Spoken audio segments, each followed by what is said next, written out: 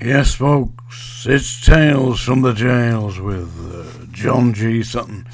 Do please like and subscribe, and plenty comments, if you will. Requests for songs, and I do my best. I take a pick, but I'll get round to them, believe me. And the guy who wanted Lonnie Donegan's, does your chewing gum lose it? I just don't like that song at all. But I'll do another one if you want to request another Lonnie Donegan song. My old man's a dustman, he wears a dustman's hat. He has coal-blimey trousers and he lives in a council flat. How about that one? That's another silly song. He had a talent though, did Lonnie Donegan. I'm going to talk today about Forest Bank, HMP Prison Forest Bank.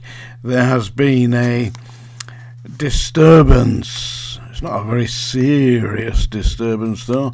Nothing on the lines of Strange Ways on the 1st of April 1990. Nothing quite that bad. But apparently they did send for reinforcements because Forest Bank had inmates climbing up to the roof, and it was a limited disturbance, but the inmates were protesting about not being allowed to associate because they'd removed their association due to a shortage of staff. And you ask yourself, I mean, Manchester's a massive conurbation. There's over 1 million people in that immediate area. Why can Forest Bank not recruit staff? Well, it's run by a company called Sodexo. It's a privately run company that makes over £1 billion per year, over £1 billion per year, from the 6 prisons that they run in Great Britain. And their profit is over £1 billion a year. Once again, I don't agree with private prisons. Don't see how you can give the King's Commission to 18-year-old floozies. I mean, I know that they're trying. Obviously, they want to do the job. But, I mean, it's just not that kind of job, is it? And another thing that I found out following an article in the Manchester Evening News was that staff at HMP Forest Bank are required, believe this or not, to purchase their own uniforms. What's going on? What on earth is going on? It beggars belief. The prison service, they used to provide you a pair of good quality shoes every year because you'd go through them quite quickly because you did a lot of walking around the prisons. 2 uniforms, 4 or 5 shirts, truncheon, all the rest of it. We didn't have extending truncheons, we didn't have spice or anything like that. But we were all blokes, you know. And if anything kicked off, then you went in. Can't do that now, as Forest Bank discovered when the inmates decided to have a little demonstration about lack of association. What else were they doing? Yeah, apparently the prison is rife with drugs, and that one father had to pay off another inmate's family because his son, whilst in prison, a vulnerable young man, had to run up a drugs bill because the drugs are readily available apparently in Forest Bank. Also, there's numerous amounts of violence, and there's allegations that gangs of prisoners are running the wings, and that they've got a ratio of 100 inmates to 1 member of staff. Well, that just doesn't work, does it? Unless the inmates have got absolute respect for the staff, which I very much doubt, considering the way that it's playing out.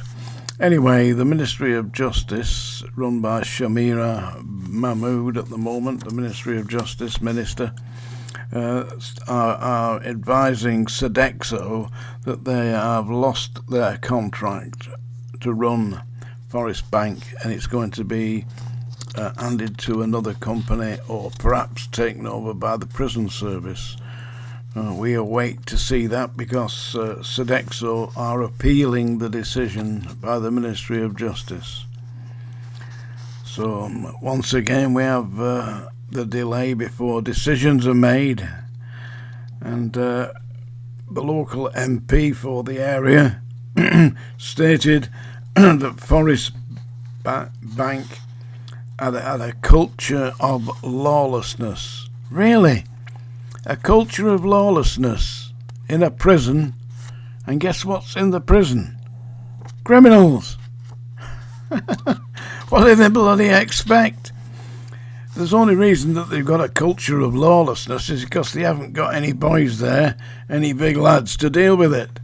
And the inmates know that. If you've only got one prison officer to 100 inmates, and when you press the bell, what do you get? The hostess brigade, armed with handbags that they've provided for themselves, of course.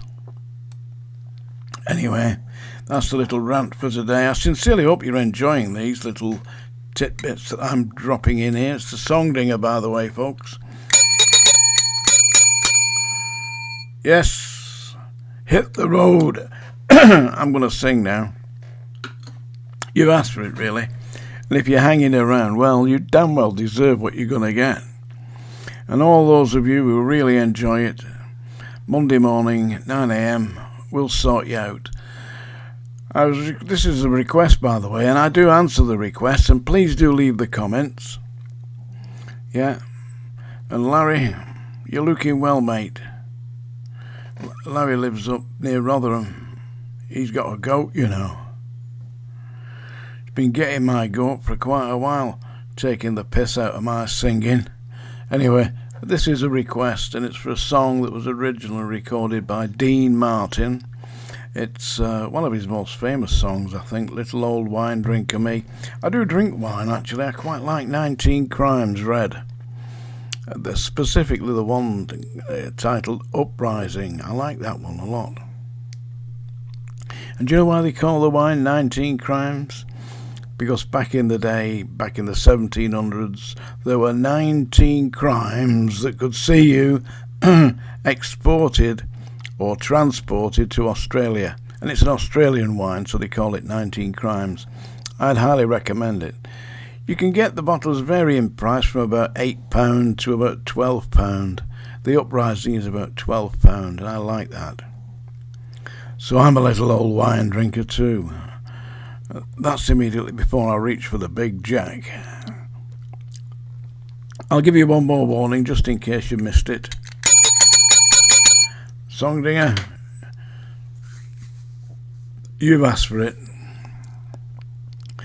I'm praying for rain in California, so the grapes can grow and they can make more wine. I'm sitting in a honky in Chicago with a broken heart and a woman on my mind. I asked the man behind the bar for the jukebox, and the music takes me back to Tennessee. And they ask, who's the fool in the corner crying? I say, it's a little old wine drinker me.